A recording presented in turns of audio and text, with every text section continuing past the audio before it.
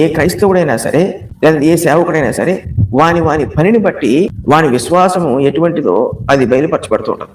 ఇప్పుడు క్రియలు బలహీనంగా ఉన్నాయనుకోండి, ఆ బలహీనమైన విశ్వాసమే కనబడుతుంటది క్రియల ద్వారా.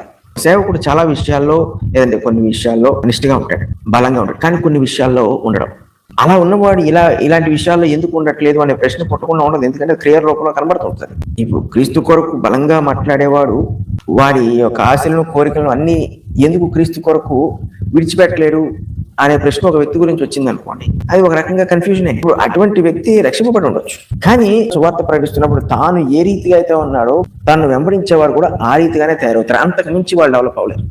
అనేక మంది సేవకులు చేస్తున్న సేవ చివరికి ఈ రీతిగా వెలకట్టబడుతుంటారు. అందుకే పౌలు కొన్ని ఉదాహరణలు తీసుకున్నాడు. ఇటువంటి వాటితో కడితే వాని పని కనబడను ఆ దినము దానిని తేటపరచు. ఏ దినము? ఆ దినం అంటే ప్రభు రాకడ దినం.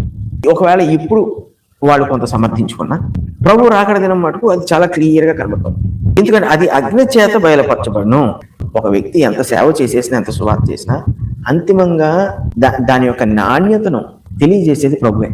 సేవకుల యొక్క జీవితంలో వాళ్ళు చేసిన క్రియలన్నింటిని బట్టి కూడా యేసు ప్రభు ఏం చేస్తాడంటే తీర్పు తీర్చాడు. ఇక్కడ అసలైన సమస్య ఇక్కడ వచ్చింది. అగ్ని చేత ఏది పరీక్షింపబడితే నిలబడుతుంది, ఏదైనా అగ్నికి ఆపుతే అయిపోతుంది. మరి యేసు ప్రభు రాకడ సమయంలో అగ్ని చేత ఆయన పరీక్షిస్తున్నప్పుడు ఇది చాలా గొప్పది. అది మనం ఊహించలేము. ఇప్పుడు ఆ వేడికి ఏది నిలబడద్ది? బంగారం నిలబడద్దా? లేకపోతే వెండి, వెలగల రాళ్ళు, ఏమని ఇక కర్ర కొయ్యకాలు ఏం నిలబడతాయి? అంటే ఆ పరిచర్యకి పెద్ద విలువ లేదు. కొరింథీయులు ఏం చేస్తున్నారంటే విభజన చేసుకుని మేము గొప్ప అంటూ వీళ్ళు ఇలాగే కొనసాగించుకుంటూ వెళ్ళిపోతే వాళ్ళు చేస్తున్న పరిచర్య ఇట్టే కాలిపోద్ది. ఏది నిలబడదు.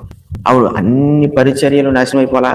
ఇప్పుడు 2000 సంవత్సరాలు ఎంతమంది సువార్త చేసి ఉంటారు. అందులో నమ్మకంగా చేసిన వాళ్ళు, హతసాక్షులుగా అవే పరిస్థితులు వచ్చేటట్లుగా చేసిన వాళ్ళు, ఎన్నో హింసలు వేదనలు పొందుతూ సువార్త చేసిన వాళ్ళు, అన్ని కోల్పోయి లేదా ప్రభు కొరకు విడిచిపెట్టి సువార్త చేస్తున్న వాళ్ళు. ఏమంటున్నాడు పౌలు?